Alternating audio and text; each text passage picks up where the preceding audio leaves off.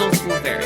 A good, bad, and ugly advice podcast, where I, Advice Wunderkind Russell Bates, and my two lovely rotating co-guest advisors takes life's diverse problems and attempts to give them life's diverse solutions, both good to the bad and to the ugly. Thank you so much for coming back in. Very much appreciate this episode 8. Today we have two very exciting people on. They are a part of the sketch group I Can Keep Going. First, we have Trey Allwood and we have Peyton Baisden. Hi guys, thank you so much for being on. Hello. I think it's about time we use our platform to do something good. I feel like when we do sketch comedy, it's purely kind of an evil takeaway that we're sending out to everybody. So I'm glad that we're finally getting the chance to kind of turn around our mean streak and do something that can benefit humanity for once.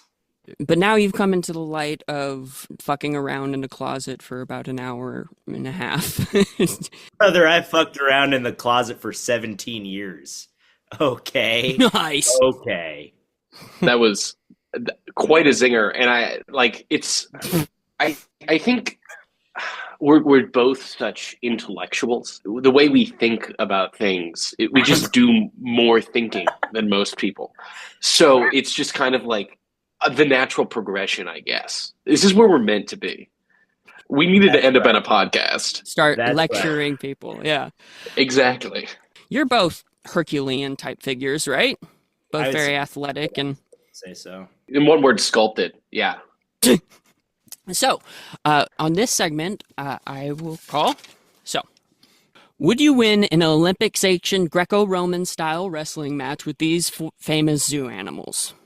All right, so I've taken some famous zoo animals from history, and we are going to put you two guys up against them in a clean, no funny business, straight down the middle wrestling match. All right? Understood. This is Olympic sanctioned. All right. Okay. Thank God there's oversight. Yeah, because things would get ugly fast. This could get ugly, let me tell you. We don't play fair usually. No funny business, all right? Let's get on to the first one. So, would you win, and this goes for both of you, would you win an Olympic-sanctioned Greco-Roman style wrestling match with Mike the Headless Chicken?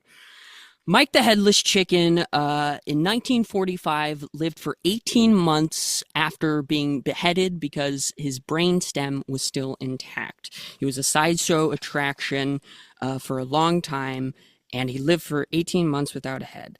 Do you guys think you would fare greatly against a headless chicken, Mike? How do you guys feel? I hate to say this. I know Mike has a lot of fans, but it's become clear to me he's on the twilight of his career. Like 18 years without a head, you don't have many left. 18 months. And, 18 months. Oh, 18 months even. Yeah. A has been. He's definitely a has been. And to see him in that ring, I think it would be clean cut, much like the head off the chicken. Yeah. Trey, what about you? Yeah, I fear I would take pity on him and then he would get the best of me. Yeah, my greatest fear is that I would lessen my ability to give him more of a chance simply because he's missing a head. But if he's gone 18 months, okay, so did he eat? The way he ate was work? He ate by his owners putting paste in a vial, and then they would go down his esophagus where his throat was there so he could get nutrition. So nutritionally, he's on par with you guys. Was there creatine in there? There was a lot of teen in there, I'm assuming. A good amount of teen in there? Yes, but this is before, this is 1945. This is before chickens were on steroids. So we're going to get a little more intense here. So, in a clean Olympic Greco-Roman style wrestling match. No funny business, guys. No funny business, okay? Would you be able to take down Seabiscuit, the champion thoroughbred racehorse? This unlikely underdog lost 30 out of 40 of his first races before a Cinderella run where he became the 1937 Triple Crown winner, becoming a symbol of hope for the Americans in the Great Depression. Seabiscuit, how do you guys think you'll fare? Easily. I could take down Seabiscuit. Just shoot the leg? Yeah. Shoot the leg, and then the farmer does the rest for me.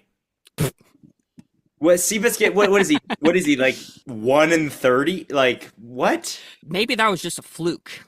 Seabiscuit went on in 1937. So yeah, Seabiscuit has like one win, right? Just one win. That's what's been covered. So like purely based on that, my stats are way higher. I think if we're looking at solely the numbers, I take Seabiscuit any day. Peyton, how do you think you'll fare? I'm feeling iffy on this one. I'm looking at this from two angles. Seabiscuit, classic American underdog story. And I think I'd be the underdog in this fight, and Seabiscuit's story would inspire me to overcome. I would try and just give it the biggest shove possible. And if Seabiscuit falls over, I win. If Seabiscuit doesn't, I'm giving up. So it depends on how strong I am. Yeah, so if I can push the horse over, I think I'm in great shape. Are you coming from the back on this, or what's your strategy? Are you trying to go for like kind of a rear naked choke or something, or more of like a clinch approach to this horse? I think approaching a horse from behind, rookie mistake. Everybody knows this. I'm seasoned. It would have to be purely perpendicular, because if I go from the front, I think it might bite me or something. Well, no funny business, no teeth. No funny business. Hey, okay. Oh, I guess I couldn't shoot its leg. No, you shoot its. It's a wrestling term for going under and trying to get a takedown. You know. I understand. Right. I haven't wrestled in years. If you if you actually bring a gun into an Olympic Greco-Roman wrestling match, I think you would get disqualified. Unfortunately, Greco-Roman, would they even know what it was though? What's that funny boomstick? What's that sculpture? You could get away with one. Like you could get away with one good shot, I think, and then they'd be like, "What'd you do?" Okay, head.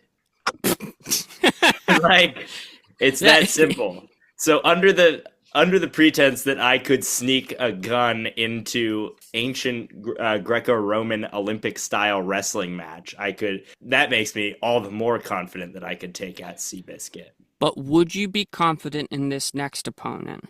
Would you win in this clean, no funny business, blue chipper wrestling match between Lincoln Park's very own Tellini the polar bear, measuring at 7 feet and weighing more than 1,700 pounds? Tellini is a part of the largest carnivorous mammal species on Earth. So how do we think we'll fare against Tellini? I don't think this is a particularly fair fight. Well, the polar bear is the biggest bear. I'm not the biggest human being, you know? Like, there are people who are Seabiscuit taller was an than underdog? Me. Wait, you're right.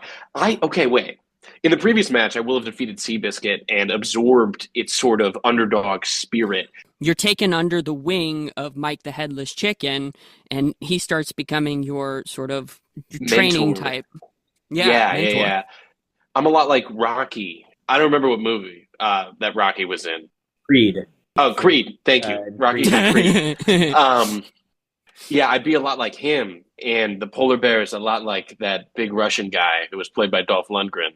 Dragon. From Igor? Dragon. Yeah, that guy. Creed 2, yes, exactly. And I think it'd be good. Can we a little bit of clarification? Is the polar bear wearing a singlet in classic wrestling fashion? Wearing singlets, yes. That's good, because standard Olympic protocol. Okay, perfect. Then I think that would also give me an advantage, because I don't think polar bears like wearing clothes. I've never seen a polar bear wear clothes. You feel insecure. All right, so we got an underdog story of the century with Peyton, or at least he thinks he will. He'd probably get mauled by a polar bear. But Trey, I would show it some climate change stats, and it would melt instantly. That it would be over. I wouldn't even have to lay a hand on it. Oh my gosh. Yeah. I'd go, hey, after this, why don't you run home and cry on your glacier? Oh, wait. Gotcha! Gotcha! Gotcha! See, but You know what we learned from fighting all these animals? The spirit of competition. All right, let's get on to our first question. For this one, Trey will be giving the good advice, I will be giving the bad advice, and Peyton will be giving the ugly advice. Dear results will vary. I'm a first year high school physics teacher. In one of my classes, I have four male students who like to sit and spend all class being goofballs with each other rather than paying attention. Shockingly, they don't know how to do the work when the quiz comes along and they fail to turn in the assignments. What advice would you give this teacher for handling the antics of these boys and getting them to pay attention in class? And this comes from the psychophysicnator. The psychophysicnator? Yes. Is that that's a Batman villain? I'm sure she's gonna love to hear that. So Trey, how were you in school when you were in school? I was a peach. I was just a real peach. Okay, did you have a lot of did you have a lot of friends? That sounds more mean than I was you seem like the type. I was homecoming king at my performing arts high school. I see why you are the way you are now. But I understand the tendency to want to goof off. I'm in the position where at school I not only did not have friends, but I was also stupid. So I kind of had like the worst of both worlds. But Peyton, how were you in school?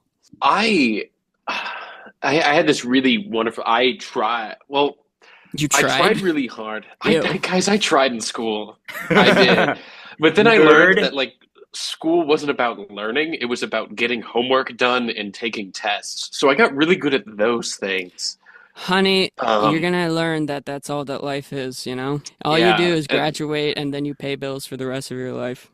Yeah, and I feel really prepared for that lifestyle, and I'm okay. Like I took physics. We tried to launch a rocket, and it didn't work.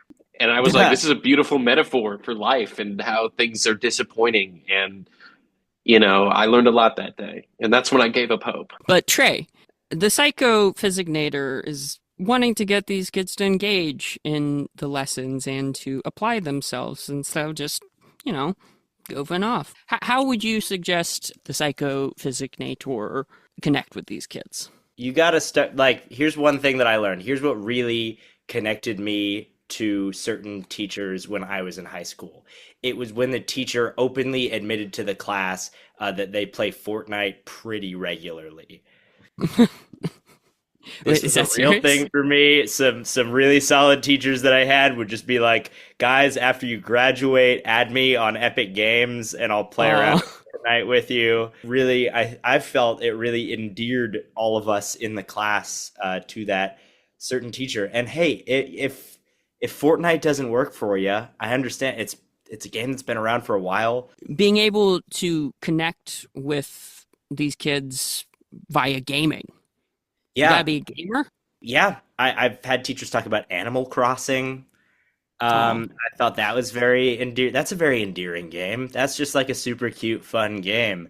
I guess just like establishing that baseline level of like kind of relatability. You know what I mean? It's almost showing that in some ways they're as immature as the students. And I'm meaning immature in a good way. Exactly. I think, hit the nail on the head with that one. I totally agree with that. But I think that's all bullshit. Okay? Yeah. Yeah, it's all bullshit. Okay. That's all bullshit. So, throw it at me. Psychophysicnator, you're already playing from behind because everyone thinks you're a fucking nerd. If you tell them that you connect on them by playing games or show your youthful side, they're going to eat you alive. So what I need you to do is get about, 100 pounds of muscle on you. Because we all had that one super jacked teacher in high school, right? Yeah. Yeah. Usually it's like the history teacher who's just teaching history because he's coaching the football team. But I need you to get absolutely schwashed and swole. And possibly to even show your more dominance and more authority, eventually you challenge the high school football coach to a Greco-Roman style wrestling match. What do you guys think about this? The youth respond well to physical force. Like, they respect the alpha in the tribe, you know? I agree with that. I think a cold defeat of someone who they love and respect could really garner a lot of trust. Oh, yeah. Once student parent teacher conferences come along, when you meet the kids' parents, challenge them both to an arm wrestling contest. When they see that their authority in their life be so easily crushed by your biceps, it'll humble them. You know? What's the lowest you've ever seen your parents, guys? Oh, God. I shouldn't be asking that. Oh, I have an answer, though. I have something that kind of immediately comes to mind. Don't expose your parents, but maybe there's something. So there was this one moment where I realized. There's like a colloquial thing where your parent fucks up, you know? Yeah. That's a universal experience. The immediate thing that comes to mind is when my dad threw out his back, which he was on the lines and he was picking stuff up. He wasn't even lifting with his legs like the media wants you to do. He was using his entire lower back. It's called the Cobra. Yeah. The Cobra just totally destroyed his back, and we had to go to the hospital. It was a whole thing. He sounds cool. He's cool. Sounds cool. He's cool. And if you don't have anything, he's fully fine. Well, this reminded me of a phenomenon. Like, when you see somebody really try at something and then fail, you feel deeply sad. Like, I was watching my dad play baseball one time, and he was really running the bases. And then he slipped and fell and, like, rolled his ankle. Ooh. And I was like, damn, you, like, really put yourself out there, and it didn't work. That made me, like, deeply sad. And I was like, wow, I guess, guys, we shouldn't try anymore because it's embarrassing. See, that was the other moment I learned hopelessness. Yeah. See, but this is what I'm talking about. You got to put these kids in their place, Psychonator. But Peyton, exactly. Yeah. What's some ugly advice we can give to try to corral these children? Here's my plan. We're talking a lot about games, right? You want to know the best game ever made? It's called Blackjack, okay? I've been thinking a lot about the 2008 film 21 starring Kevin Spacey. In the film... Good start. Good start. Yeah, so in the film, Kevin Spacey teaches his class to gamble and count cards, and then they make a lot of money. I haven't seen the movie. Basically, I'm saying you can be a lot like Kevin Spacey in the sense of, like, teaching your children. These four kids clearly have drive because they don't care about physics. But you know what everybody loves? Making a lot of money. Okay, so teach them to count cards. Take them to the casino and win big. Ooh. Okay. Physics-based cheating, physics-based crime. Because when they're shuffling the cards, that's physics. That's physics. When you move the cards, you know, when you draw a card, you're using friction and inertia. Okay. When you're drilling into a vault, you have all this friction and inertia. Right. We're just going to use friction and inertia because that's all I know. Exactly. Yeah. Well, that's why they brought on Don Cheadle in Ocean's 11. Is he blew stuff up, but also he had like a fundamental understanding of Newton's laws. Explosive expert. If you want them to really apply themselves, teach them how to build a bomb. Exactly. And bing, bang, boom. Literally. Boom, indeed. Because, like, my gambling philosophy is much like Newton's first law. Every action has an equal opposite reaction. So every time I lose, the laws of physics guarantee I'm making that back in the next hand. And, like, any gambler who's in a deficit just simply has not gambled enough. And I stand by that. That's my formal philosophy. 100%. You're always one roll away from your big win. Mm-hmm. And I see this drive in these kids. You know, they're goofing off. They clearly have potential. They're thinkers. Okay. Yeah. They can't be confined in the box of society. With all the slot machines and horse racing, any sort of gambling, physics applies to it. Mm-hmm. Exactly. The lottery when they're doing the balls. Yeah. The balls. Yeah. Toddler fights. You have to really emphasize on those toddler fights. Toddler fights, those? Yeah. You go to those? It's been a while. I used to participate, but they kicked me out. As a referee or as a fighter? As a promoter. Okay. Yeah. All right. Also, marketing. I mostly book. We got a big one coming up. If anyone's interested, hit me up for the address. I can't publicize it because then I'll get arrested. But if you see Aw, me, ask boo. me. They're really cracking down on it now, aren't they? No, they are. This I can't country work used to anymore. I be really great. can't work. Tell me about it. First is pronouns. Ugh. Yeah, and then first everybody has pronouns. Next we can't have 3-4-year-olds going after each other. Next, they'll ban infant bowling. And then, Right? And then what am I going to bet on? and then we're done. Exactly. So, yeah, really connect with the youth by Mhm. bowling infants into other infants.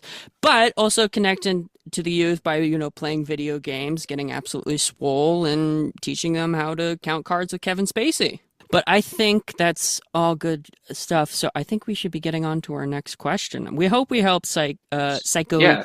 Physicnator. I love you, all right? And Psychophysicnator, I wish you the best in your next takeover of Gotham City. All right. For our second question, we will have Peyton be giving the good advice, Trey will be giving the bad advice, and I will be giving the ugly, stupid advice. Just so ugly. Dear results will vary. I need to go to space at least once in my life. I have dreams of being amongst the stars, so I've enrolled in space school to be an astronaut. But it's going to take a long time, a lot of effort, and just the right amount of luck to get on a NASA shuttle. What advice can you give me to achieve my dream of going to space? Or do you have any suggestions for a more direct approach? Maybe one that doesn't involve becoming an astronaut? And this comes from the Psychonaut. Space. The final frontier, guys. I believe there are two kinds of people in this world. There are space kids and there are dinosaur kids. And I was 100% a dinosaur kid. Ah, dang it. But I do look at the stars and wonder on occasion. Well, so it sounds like the Psychonaut it has aspirations. It could be just what has worked for you, trying to achieve your dream. I think if you work hard, play harder, get your convictions up at NASA, that they'll recognize that. They understand the value of hard work, and that'll get you up there. One of my favorite quotes that I live by, Pitbull said this. He's like, reach for the stars, and if you miss, you'll land on top of the moon. And if you slip up, I'm going to land on top of your girl. And I remember that. He's a modern day philosopher. Wow. Exactly. See, this is what language does to us. Have either of you guys seen one of those G gravity machines? The things that spin you around a whole bunch and makes you pull G's like crazy. Mm-hmm. I want to do Yeah. one of those. I want to do that so bad. I want to do that so bad. I want to see when I pass out. Mm-hmm. I feel like I could go for I feel like I could go for like 30 seconds. It would be over fast. I don't do well with motion at all. Trey, you would have a wonderful Passing out face. wrinkles, Yeah, I would want to watch you. coming Yeah. up, wrinkles coming up on your face, and then you just see one eye go down slowly.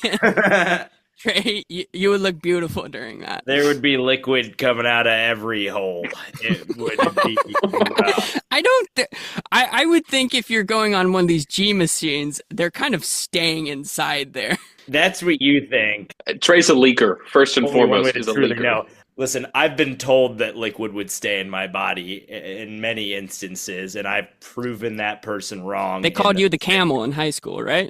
Well, they tried to. I ended up being more like the wrung-out sponge. But Trey, what's some advice we can give to the Psychonaut to get them up there? Yeah, if I could just do a quick rebuttal to Peyton here. A, shut up. B, go fuck yourself. And C, go F yourself, Peyton. I'd like to second this amendment. Oh, great. Okay, cool. Right. For Peyton to shut up and go fuck himself. Exactly. Wonderful. I'll allow it. 2 words, fireworks store. There are so many of them. I am from Florida. You go on a highway, you will see more fireworks stores than you will gas stations or road signs.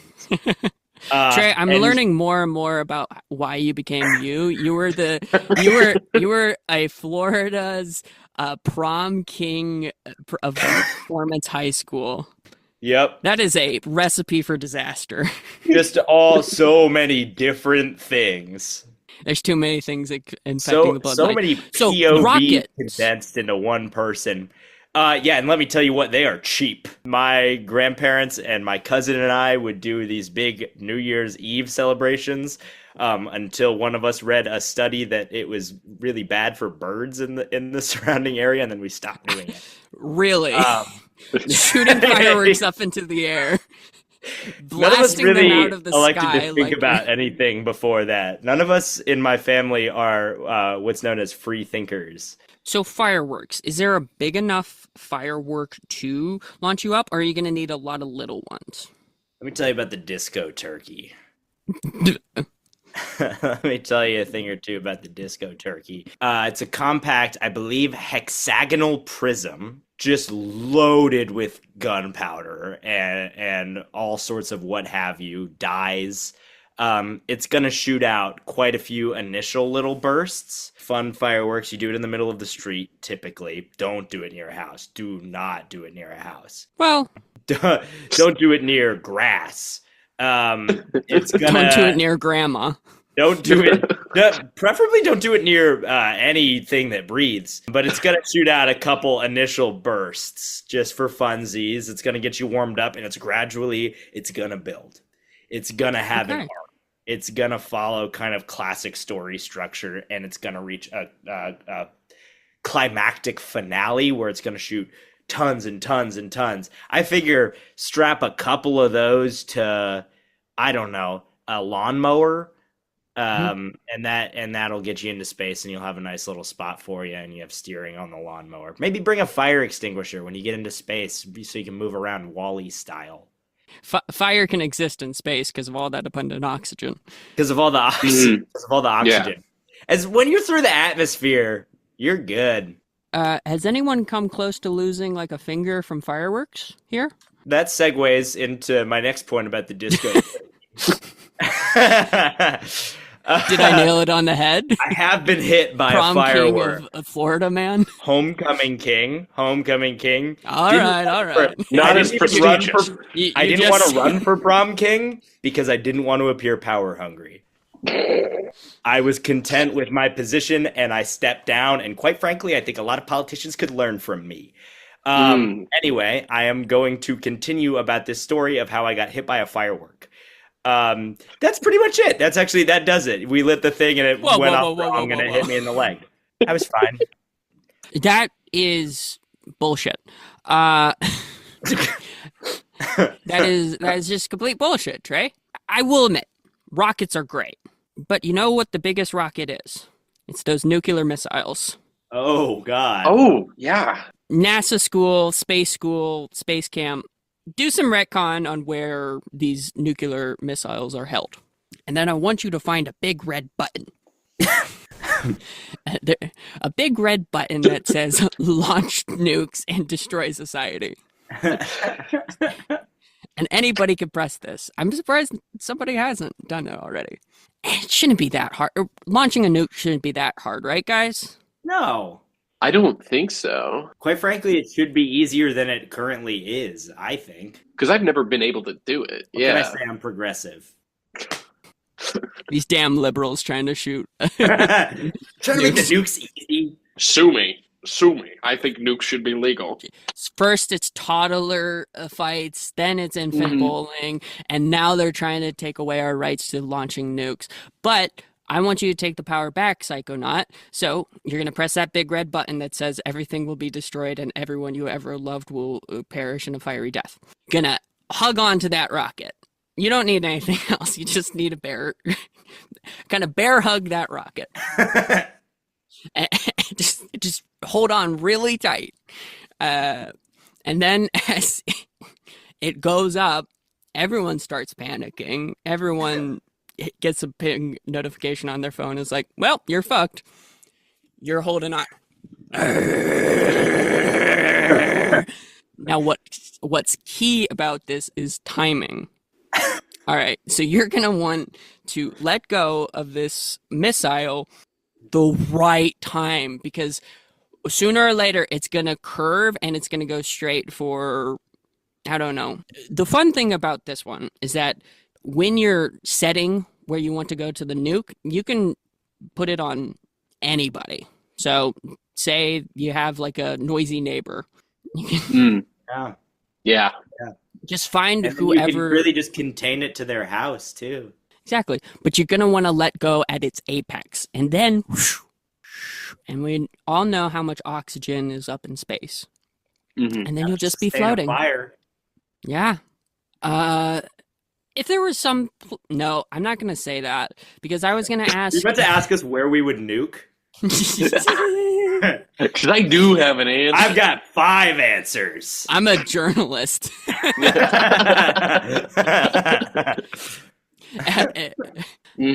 Just a funny guy, you know?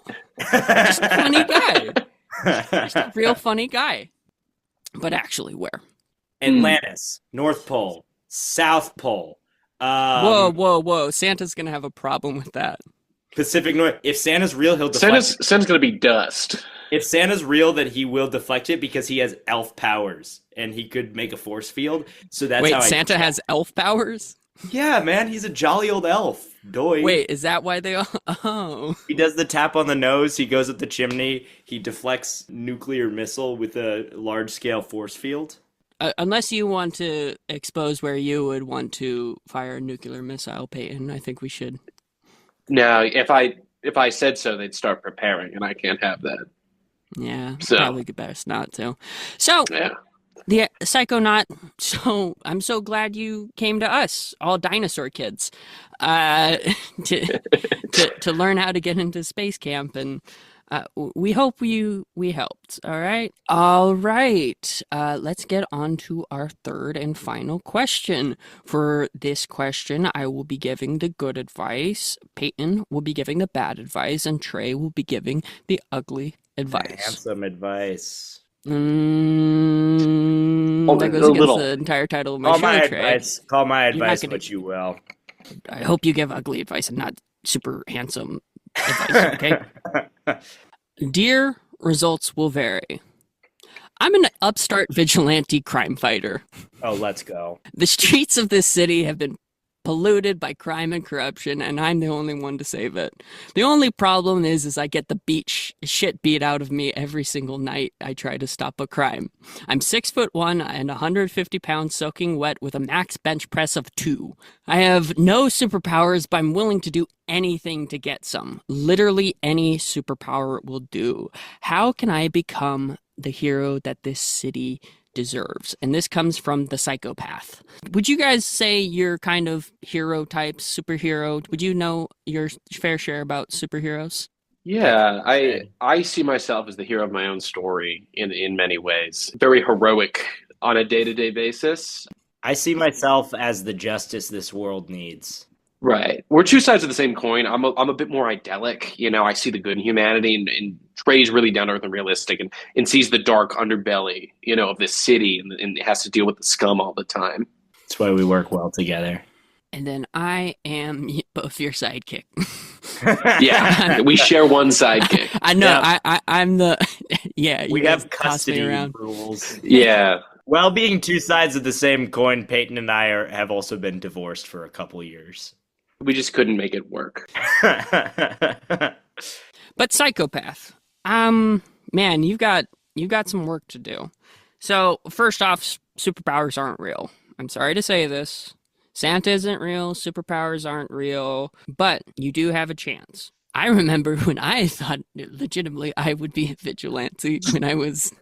It was an embarrassingly old age that I bought a slingshot and thought that maybe I could clean up the streets of Aberdeen, this town of 30,000 people, where I lived in the woods, essentially, vigilantizing against squirrels that took too much nuts.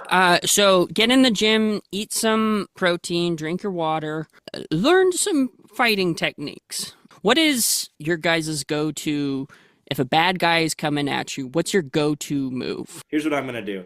I'm going for the neck. I'm hitting the neck hard, reaching into the Jugular. pocket. I'm assuming this person has perhaps a pen, pencil on them. I'm removing the pen or pencil, perhaps removing a pen or pencil for myself. I'm a creative person. I'm always writing down ideas. I haven't got it on me. I'm removing that pen or pencil. I'm inserting it directly into the neck, and that is going straight through because I'm applying a good amount of pressure to that. From that, I reach my entire hand into the neck. It goes down the esophagus into the intestinal area. Intestines coming out. Using them as a lasso. I'm swinging them around. Gangnam style. Gangnam style. Yeah? Trey, What's you've up? thought too much about this. No, this is just off the dome. Trey, this scares me. No, this is just like my go-to. Not my go-to. It's just like if you were to, oh, this guy's coming at me. What do I do? He's tried to do this to me multiple times. And that's how you guys got divorced, right? Yeah, you kept trying to do this, and I was like, I'm not. You lose me at the lasso every time. If someone's coming at me, I don't know what else I'm supposed to do. Because I don't believe in guns. No, of course. I don't believe in killing. No. So I don't know what else you expect me to do. So the intestinal removal will not kill. No, walk it off. If that kills you, that's natural selection. I mean, If that kills you, you need to drink more teen. yeah. we need more Need to up your creep. Peyton, what about you? I've been doing a lot of seminars and thinking about peaceful solutions to problems, and I've really discovered, in my time, hurt people. If somebody's coming at me, it's because somebody's probably coming at them. When we seek to understand each other, we really get to the root, because we're all just people trying to live. If somebody comes at me, I'm going to offer them a warm, loving embrace. Don't show violence, show empathy? Yeah. I'm very Freudian in my thinking. Great genius of our time. Okay. Okay. And I'm going to press X for doubt. Of our time. some of that stuff really Yes, holds up. bestow Okay. your 20 years of wisdom upon us. I want to say you are obsessed with the sort of powers piece of this element. Good friend, confidant, my good pal Russell did say you cannot make powers, which I believe is really, really just a false statement. Bruce Banner, gamma radiation, Daredevil, radioactive chemicals. Okay, everybody's getting irradiated. All right, you have a microwave in your home, probably. Just stick something in there. Give it a spin. That's radiation, baby. Okay, radio waves. You're listening to this right now. You're getting waves in your brain, man. Just keep listening to this podcast. Never stop listening to this podcast. You'll develop so many powers in your head. Yeah. And listen to every episode of Results Will Vary on Spotify, YouTube, and Apple Podcasts. Checks in the mail, boys. All right. Let's Yeah, go. and make sure to follow us. So, follow the blue us. light, the blue light Hey, from the watch screen. it. Nah, this is mine. I built this fucking company from the ground up. Don't you dare. And to plug a personal project of mine. Yeah, but put your balls in a microwave. I don't know, man. Whoa. Get irradiated. Whoa, It whoa, works. balls in the It microwave. works. Balls in the microwave. Well, that's just like a winter strategy.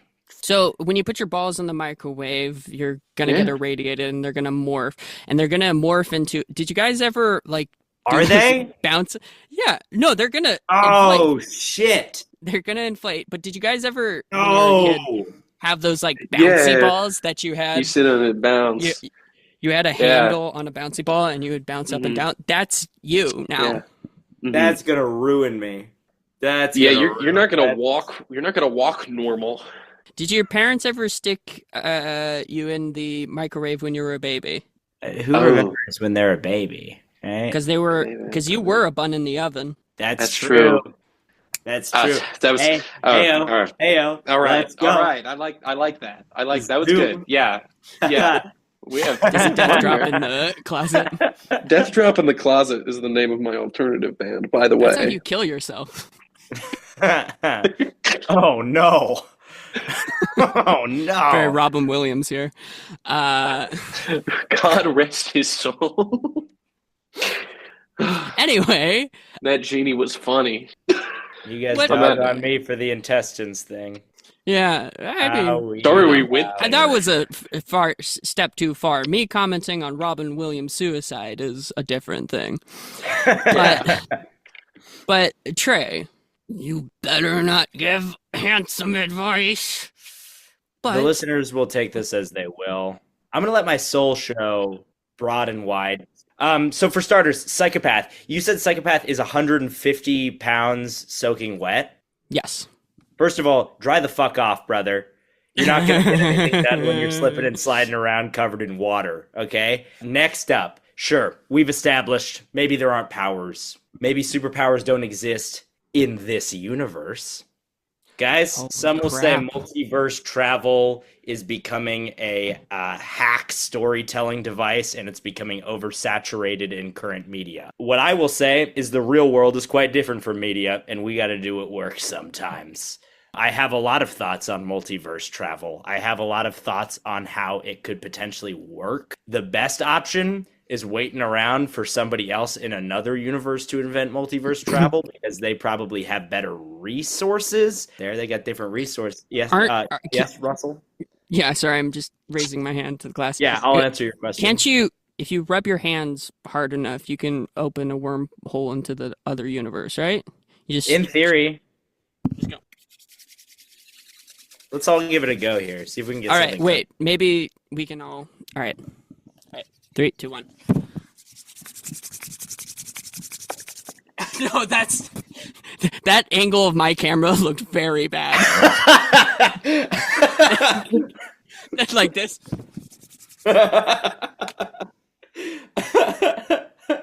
We're going to a universe. Yeah.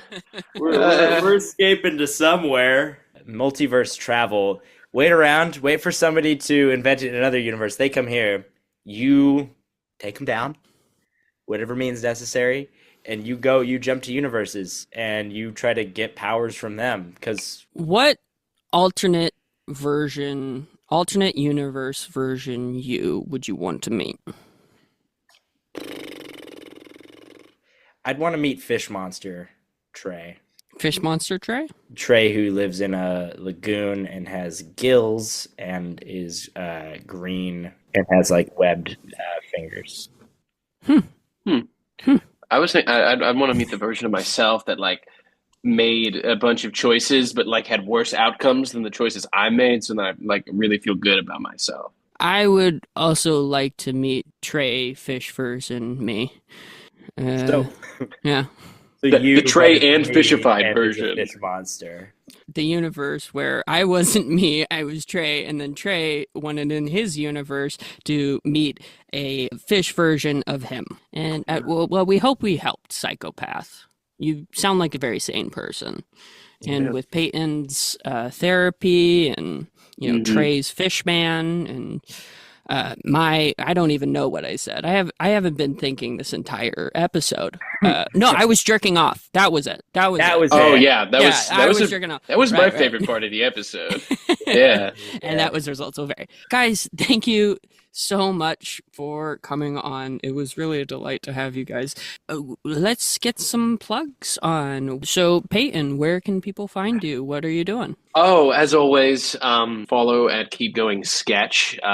Wonderful young collective of artists sort of changing the way we see live theater and perceive media. That's what I really like to do. I'm also part of Dog Eats God if you like improv. I also have my own podcast called Passion Project. If you follow me on Instagram, if you follow any of these things Instagram, I'm tagged, dog. It's all connected, the web of life.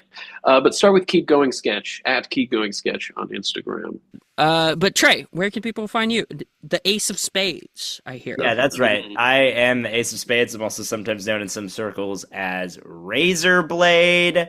You can always find me also at Keep Going Sketch. Just on Instagram at Trey Allwood. On TikTok, I'm also at Trey Allwood. I'm a writer on Bitrake Radio, which is a weekly radio show that's about to start back up. At Bitrake Humor on Instagram. Awesome. That's pretty much it. A couple other smaller shows coming up. I'll be plugging those on my Instagram. Hey, whatever. Yeah, thank you too so much for coming on. You were such a delight.